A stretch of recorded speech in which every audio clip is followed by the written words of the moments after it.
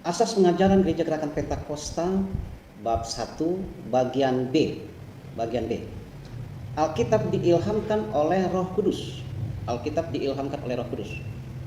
Alkitab diilhamkan Allah, berarti Roh Kudus telah memimpin dan menggerakkan para penulis Alkitab dengan menggunakan kemampuan dan gaya mereka tanpa membuat kesalahan atau cacat, sehingga apa yang tertulis merupakan kenyataan kepada manusia sebagai kebenaran. Bukti-bukti diilhamkan Allah adalah sebagai berikut. 1. Bukti dalam perjanjian lama, ya, itu ada dalam Keluaran, ada dalam Bilangan, ada dalam Yosua, Samuel, Amsal, Salomo, Yesaya, Yeremia, ada juga dalam kitab Daniel, kitab Mika, kitab Habakuk, kitab Sakaria. 2. Perkataan Tuhan Yesus tentang perjanjian lama. Tuhan Yesus mengakui dan mengesahkan perjanjian lama adalah firman Allah. Firman Allah. Itu ada dalam Matius, ada dalam Lukas, ya. Lalu 3. Kesaksian para rasul. Kesaksian para rasul itu ada dalam Kisah Para Rasul, ada dalam Roma, dalam 2 Timotius juga ada, dalam Ibrani, dan dalam 2 Petrus, juga dalam Wahyu. 4. Bukti dalam perjanjian baru. Para penulis perjanjian baru mengakui bahwa apa yang mereka tulis diilhamkan oleh Allah. Itu ada dalam Matius, ada dalam Lukas, juga ada juga dalam kitab Kisah Para Rasul, ada juga di kitab 1 Korintus, 1 Tesalonika, 1 Petrus maupun 2 Petrus. Bab 1 bagian C. Kewibawaan Alkitab. Kewibawaan Alkitab. 1. Kesaksian Kristus. A. Kristus dan isi Alkitab. Yesus adalah tema sentral dari Alkitab. Itu ada dalam Mazmur, ada dalam Yesaya, ada dalam Mika, ada dalam kitab Sakaria, ada dalam kitab Matius. Juga ada dalam kitab Lukas dan kitab Yohanes. B. Sikap Kristus terhadap Alkitab. Ia mengakui kewibawaan dan pengilhaman Alkitab. Ia memakai Alkitab sebagai sumber dan dasar pernyataan ajarannya. Lalu 2. Pernyataan penulis Alkitab. Pernyataan para penulis Alkitab mengenai kewibawaan Alkitab.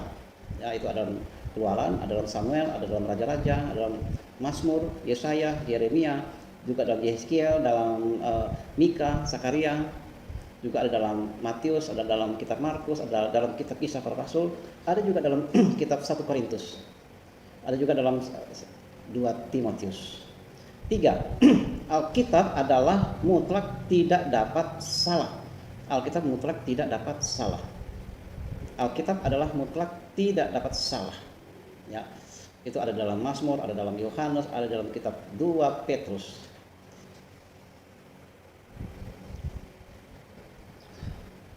Bab 1 bagian D. Lambang-lambang Alkitab sebagai firman Allah. 1.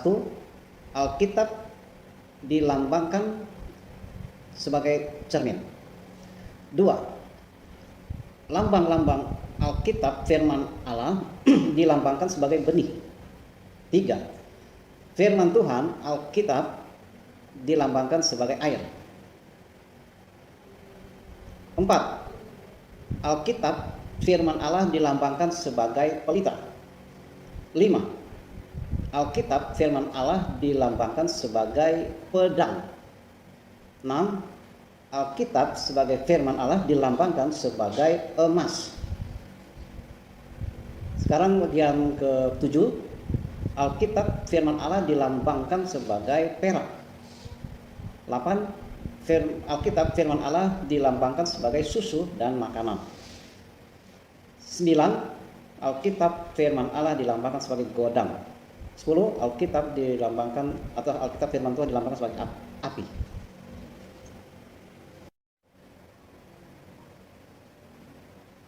Bab 1 bagian E. Alkitab adalah dasar kepercayaan. 1. Alkitab adalah firman Allah yang sempurna. Oleh karena itu tidak ada lagi wahyu-wahyu lain yang keluar dari Allah yang tertulis untuk manusia, yaitu Alkitab. Firman Allah, Alkitab adalah batu penguji untuk semua karunia, nubuat, dan kehidupan manusia. Firman Allah menyegarkan jiwa yang mempercayainya, serta memberi hikmat kepada orang yang tidak berpengalaman. Dengan membaca Alkitab, manusia dapat mengetahui segala rencana Allah. Selanjutnya, bahwa hanya Roh Kudus yang dapat menyebabkan atau menjelaskan firman Allah secara sempurna, yaitu dengan melalui rasul-rasul yang telah menuliskan apa yang harus dituliskan.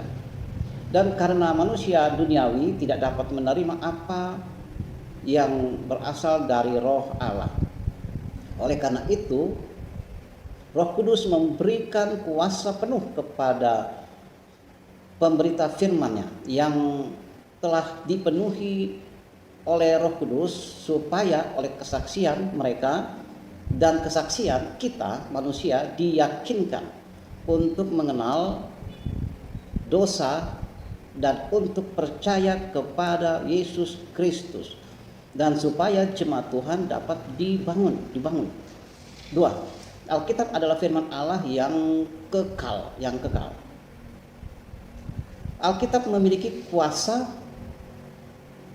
memiliki kuasa atas orang-orang yang berdosa,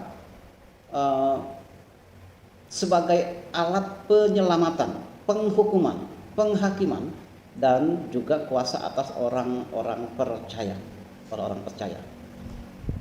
Lalu selanjutnya bab 1 sekarang bagian F. Keselarasan isi Alkitab.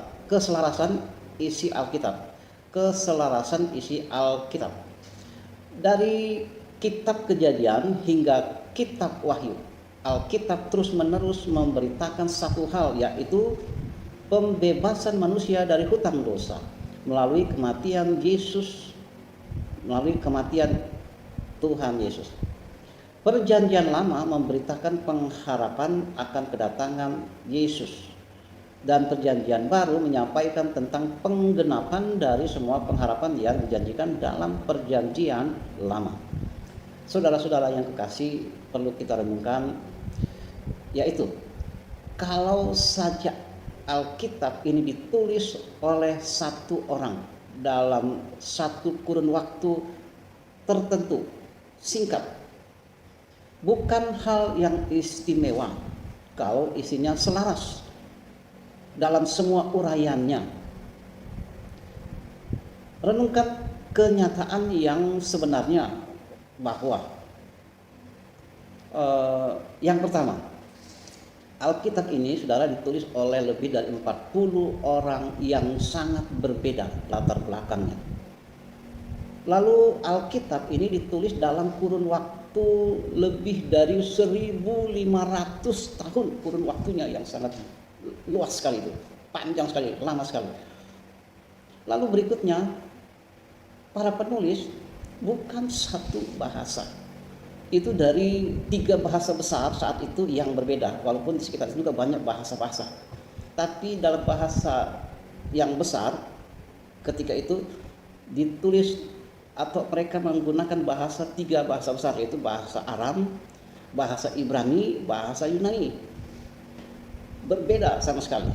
Lalu yang berikutnya, latar belakang para penulis itu dari berbagai macam latar belakang, yaitu ada yang sebagai nabi, ada yang sebagai imam para penulis, ada yang gembala ternak, ada juga sebagai raja, ada juga pelayan raja, ada tabib, ada juga pemungut cukai, dan juga ada yaitu ahli Taurat.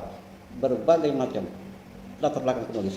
Lalu saudara, yang berikutnya, Alkitab ini ditulis bukan dari satu tempat, tetapi ditulis di 3 benua, bukan 3 negara, 3 benua. Ada yang ditulis di Asia, ada yang ditulis di benua Afrika, ada tulis juga penulisnya di benua Eropa. Nah, yang selanjutnya itu jangka waktu dari Perjanjian Lama, Perjanjian Baru itu memakan kurun waktu 400 tahun. Jarak dari Perjanjian Lama sampai masuk ke Perjanjian Baru itu jaraknya 400 tahun. 400 tahun. Jadi saudara, ini sangat, coba kita pikirkan.